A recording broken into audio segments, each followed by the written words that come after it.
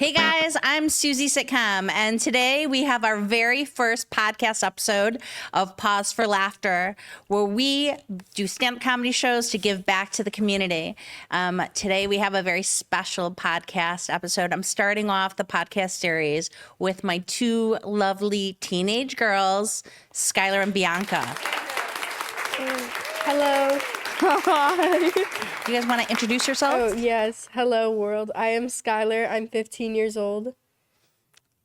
I'm Bianca. I'm 13. The reason why I decided to invite you girls as our first guest for the podcast is because I want to explain how laughter has helped us in our family. So Pause for Laughter is an organization that I started to have stand-up comedy shows throughout Los Angeles and eventually throughout the United States to help different organizations fundraise, like schools, nonprofits, and at the same time help stand-up comedians perform, rehearse, and get paid on those stand-up shows when they're doing spots throughout the city, because a lot of times they don't get paid and they volunteer their time. And sometimes they perform to no one. Like, they're responsible for bringing the audience, promoting, and I just thought it's ridiculous. We can use our talent and our skill and have shows and then also provide an audience and do good for our community. I wanted to have this episode today because I wanted to talk about the importance of laughter.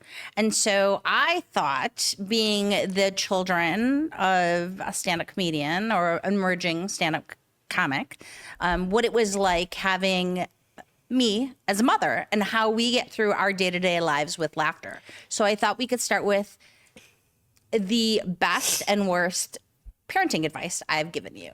So let's start with the worst motherly advice I've given you. What do you think, girls?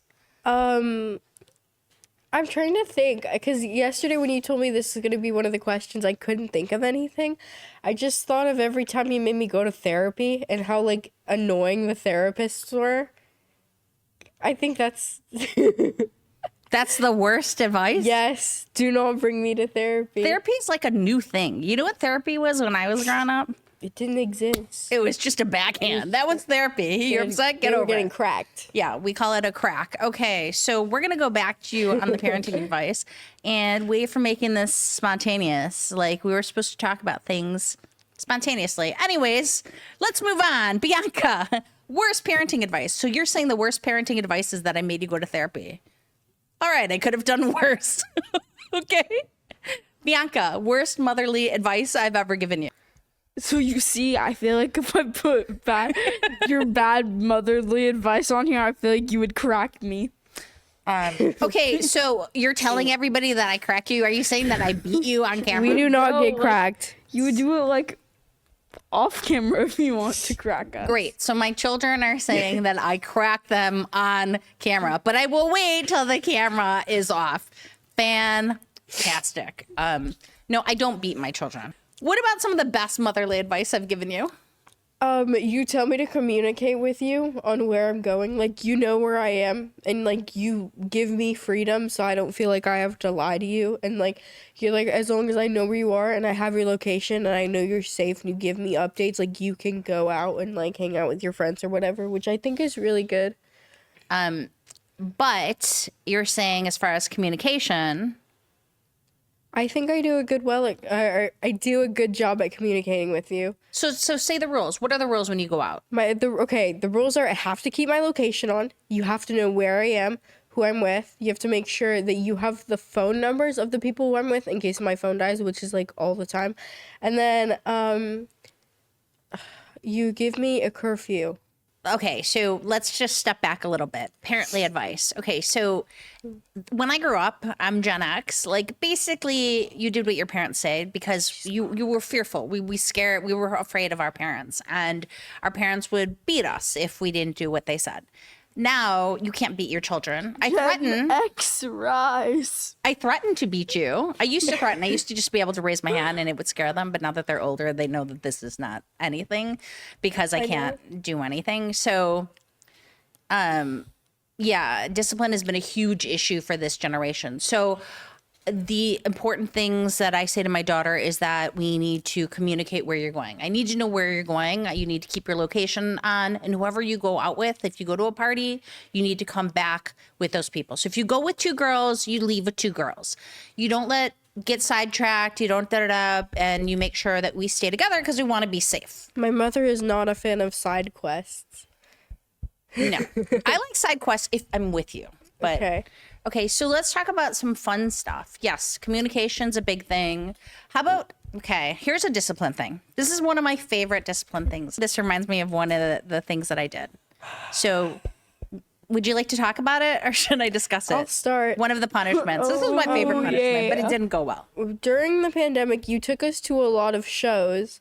Outdoor shows, safe shows. Outdoor shows during the pandemic, because we did one like stand-up comedy shows. At the park. There was one like outside of a diner. That's gonna in a truck. Lots of different shows outdoors. And she found out. And my punishment was I had to go to an open mic. When we're good, we get to go to book shows. I would have had a bigger punishment. I would have slammed her outside the house. Do you remember how bad that mic was? Oh, it was terrible. Okay. The guy let's tell him what the guy said. raspberry. Okay, so okay, we're gonna step back a little bit. During the pandemic, we were bored to tears at home. There were a lot of like undercover stand-up comedy shows going on. And before this point, I had not really publicly announced that I was doing stand-up. I did it like once a week in a class. I did it in stand-up in Second City, but being married and being corporate, I kind of kept it in the closet, undercovers, like stand-up comedy. So, but during the pandemic, nobody cared. It was the end of the world and anything goes. So we would have stand-up comedy shows everywhere. We would go everywhere, and they were outdoors so I could take my kids. So my kids had learned a lot about stand-up. Some expertise on stand-up comedy. They got to see a lot of shows. They got to see a lot of shows, and they learned a lot about life. We learned a lot of new words. New words. I didn't know what to do. I was losing my mind in the pandemic. Want to hear the one about crypto? So what happened was I got so mad. I found out I didn't know what to do. I just held my breath, and I'm like, okay, the worst punishment I could think right now was to take you to an open mic at Third Wheel Comedy. I had to go. I didn't even know what I did. I did nothing. I didn't know why I had to go. So I took her and her friends to an open mic at Third Wheel Comedy. And me. And they behaved for an entire month because they were so horrified about the things they heard. The guy was so mad. No. Before we even got there, when we were in the car, we were looking for parking, and you said, if you guys see an old man wearing just a robe, do not speak to him.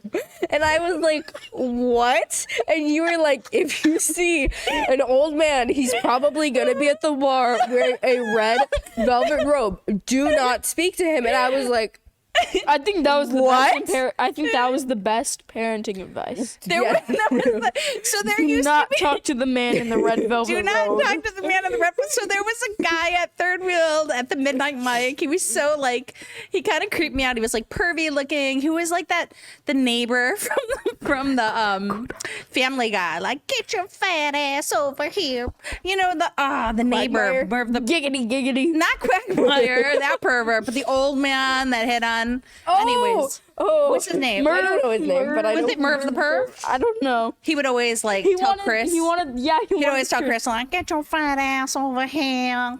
Like, do this for me. Anyways, so that guy was at Third Wheel. The real person would go to the mic all the time at Third Wheel. And I don't know, I think he was friends with everybody there, but every time I saw him, I kind of like moved over a bit. I was a little afraid of him. So I made sure to tell my kids, to beware of Merv the Perv. Don't at talk Third to Wheel. the man in the red velvet The robe. guy with the red velvet robe. But anyways, that's what we're talking about. We got to Third Wheel. We didn't see the man with the robe. We just sat down. I had to go to the bathroom because I think it was a far drive and we were coming from after school. I go into the bathroom and there's a on the counter with googly eyes on it. I think I have a photo of it, like, to this day, because I was so rattled. I was like, what is this? Bianca, did you see that? I did not see that. Well, Obviously, if I saw that, I would. I didn't know what that was. I was in the 2nd grade. I wouldn't have known what that was, honestly. And the fact that you would even know what that was. I mean, okay, this was not the midnight mic I took them to.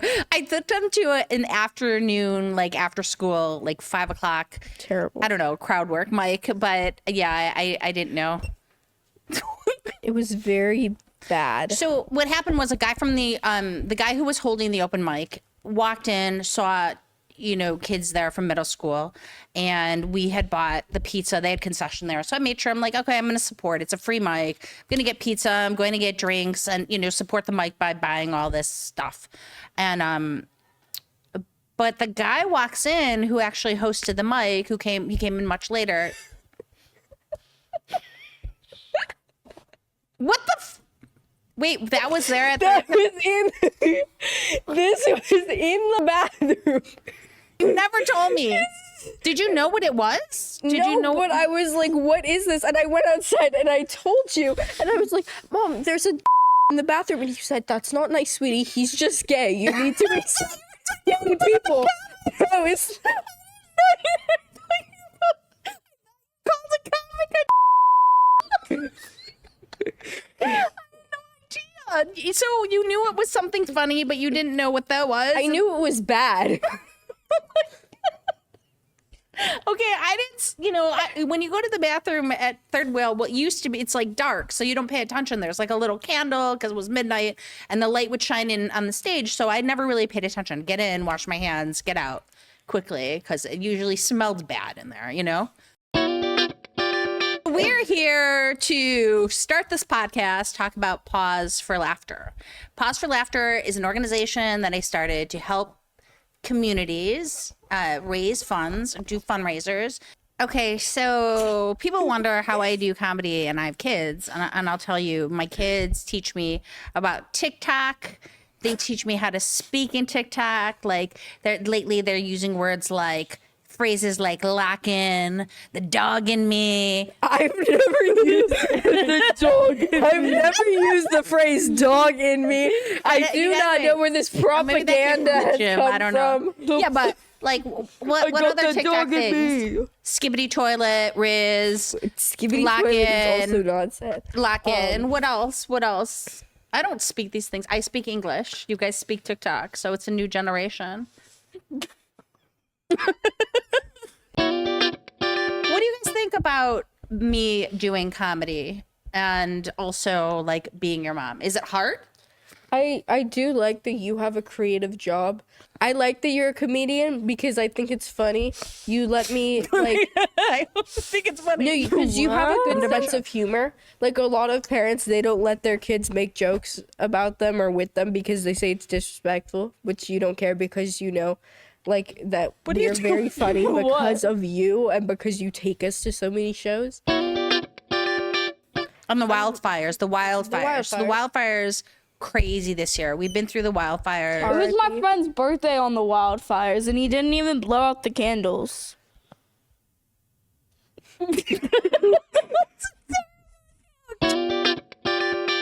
We've had to help. We didn't have to, but we've helped a lot of people and a lot of friends stay over, sleep over, to have like a sense of community, and give back as well. We reached out to our church and we made care packages and visited people. It wasn't so much about the care packages as much as it was about like visiting them and dropping them off and hugging them and letting them know that we love them and we care about them. And, our hearts go out to anyone who's lost a home in the fires, and know that even though we don't know you, we are praying for you. Okay, so we love you and we want the best for you.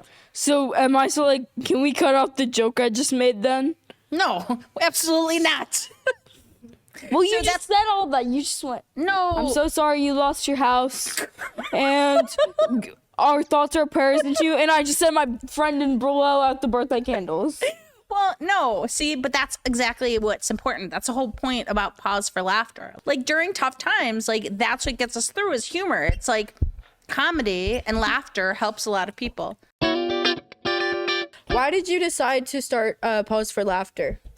I decided to start Pause for Laughter because 3 jobs, I've got 2 kids, I'm a single mom, and I love stand-up comedy, and I love the fact that there are so many people out here hustling and working so hard at shows, and I think it's a shame to see somebody work so hard, including myself, and go out to a show and then have nobody in the audience, or have it be my responsibility to bring people or other people have responsibility to bring people to the shows, which I think is ridiculous. Like my job is talent. I write, I'm performing, you're not paying me, or if you are paying me, you're giving me gas money. Okay, that's fine.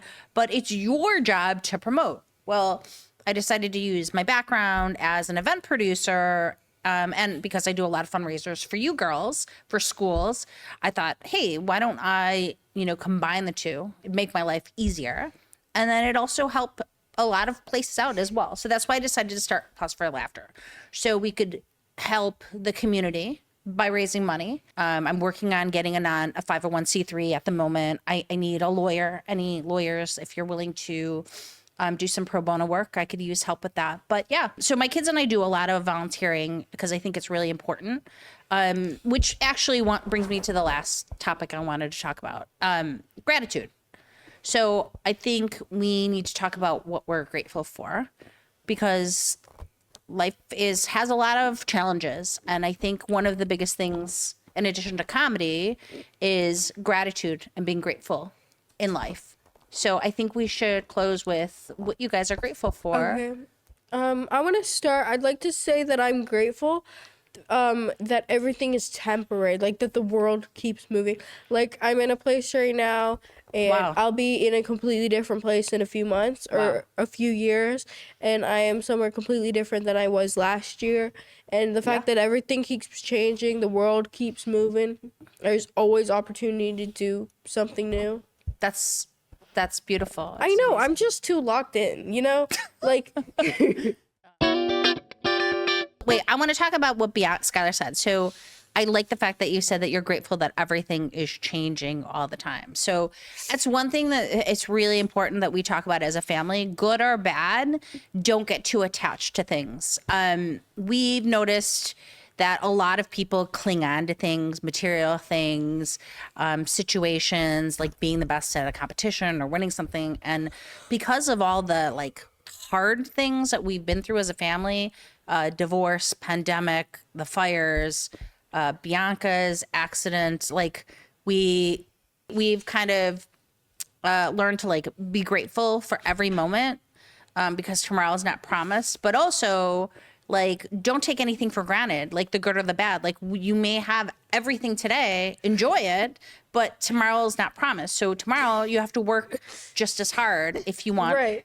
Yeah, something new. But at the same time, the worst things that are going on in your life, they're temporary. You can work through them. That's what I kind of meant by that, because everything that's going on right now, it's not great. But there's always the tomorrow, and there's always the future. So through the bad times, something to keep in mind is you can be grateful for that nothing's permanent. Things change, the world progresses. You can always look for the future. If you wake up, you can look for the future. What are you grateful for? Me? Yes. Let's see how you're going to follow this up. Like I said, it's impossible. So, I'm grateful for, first of all, I'm grateful for you girls. And obviously, I wouldn't be able to celebrate Mother's Day without you. I'm grateful that I get to be your mothers. I mean, it's pretty incredible. We have a lot of fun.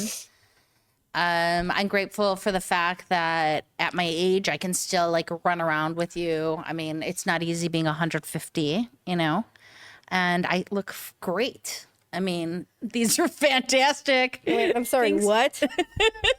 Wait, let's just say, what if you're not grateful for anything?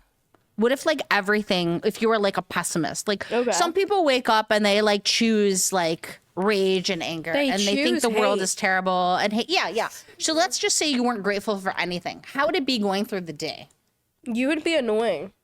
I would be annoying. What do you mean? Anyone. What do you mean? Like, what do you mean? Me personally? Like, hey, mom, you would be annoying if the world sucked. No. Just like, what? I don't think they would have any friends. Anybody person with wouldn't that have any mindset friends. would be so annoying. Do you have friends that are like that? No. Everybody knows I think somebody like some that. of my friends are kind of the opposite. I think Charlie is the biggest optimist in the world. I love Charlie. I'm so happy and excited. Like, she's so Yes, excited and yes. joyous about everything. Yeah. And I think that's much She's better like to like Ralph be Wiggum's like son. optimistic and like excited about everything is so much better than like just whining. Yeah. Like, I would not be able to deal with myself. I was so annoying like that. Like, just to be upset at everything and have no hope. Like, there's Okay. So let's talk about that. There are people out there who blame their circumstances on others and everyone else, right? They're like, "Oh, it's not my fault. I didn't get that job because, they suck. They don't see how good I am." And so sometimes things are so hard, girls. You know that sometimes things are so hard and terrible that you do just need to laugh at it because it's so ridiculous, Like everything we've been through this year is laughable. It's ridiculous how hard it's been, And I'm really just happy that we're here. This is fun. We're in Hollywood. We're shooting a podcast.